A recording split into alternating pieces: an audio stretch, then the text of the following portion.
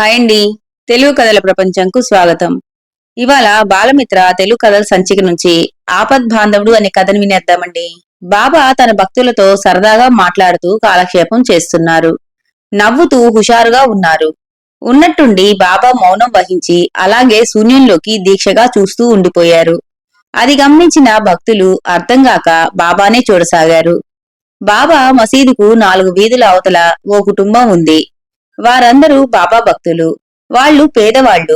వాళ్ళున్న ఇల్లు చాలా శిథిలమైంది. ఆ సమయంలో అందరూ కలిసి భోజనం చేస్తున్నారు. అంతలో బాబా వారి వద్దకు వచ్చి, మీరంతా ఒకసారి ఇలా రండి. మీ అందరికీ ఓ తమాషా చూపిస్తాను. భోజనానిదేముంది, తర్వాత తినవచ్చు అన్నారు. అందరూ బాబాతో పాటు బయటికి వచ్చారు. బాబా నవ్వుతూ అందర్నీ దూరంగా ఉన్న చెట్టు వద్దకు తీసుకువెళ్లారు. బాబా, ఏదో తమాషా చూపిస్తాను అన్నావు, ఏది అని అడిగారు ఆ కుటుంబంలోని వాళ్ళు. తమాషాని తమాషాలా చూడాలి గాని బాధపడకూడదు, బెంగపడకూడదు. ఈ లోకంలో ప్రాణం కన్నా విలువైనది మరొకటి లేదు. ఈ బాబా మీ చెంత ఉన్నంత వరకు మీకు ఏ లోటు రాదు అంటూ వారి ఇంటి వైపు చూపించాడు. అంతే, క్షణంలో ఆ పెంకుటిల్లు పెద్ద శబ్దం చేస్తూ కూలిపోయింది. అది చూసి వాళ్ళు పెద్దగా అరిశారు. ఉన్న ఆధారం పోయినందుకు బాధపడుతున్న వారికి బాబా ఓదార్చాడు.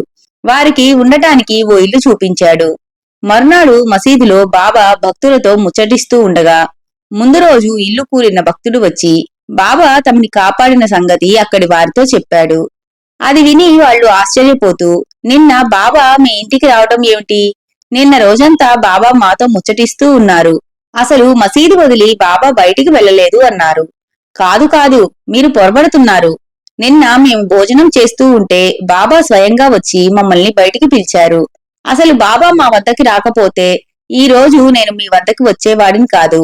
బాబా మాపై దయ చూపి ఉండటానికి ఇల్లు చూపించారు అన్నాడు భక్తుడు. అయినా వాళ్ళు అతని మాటలు నమ్మలేదు. ఆఖరికి అందరూ కలిసి బాబా వద్దకు వెళ్లారు. బాబా నవ్వి, ఇద్దరూ సరిగానే నిజం చెప్పారు. ఇతని కుటుంబాన్ని కాపాడాను, మీతో పాటు ముచ్చటిస్తూ ఉన్నాను అన్నాడు. అయినా వాళ్ళకి అర్థంగాక బాబా కేసి చూశారు. బాబా నవ్వుతూ, నా భక్తులను రక్షించవలసిన బాధ్యత నాది కాదా? నేను మీతో మాట్లాడుతుంటే ఆ భక్తునికి ఆపద రాబోతున్నది అన్నది గ్రహించి నా మరో రూపం వెళ్లి ఆ కుటుంబాన్ని రక్షించింది. నా భక్తులకు కష్టము నష్టము కలగనియ్యను. నేను ఎక్కడ ఉన్నా నా భక్తులను గమనిస్తూ వారి కోరికలు తీరుస్తూ ఉంటాను.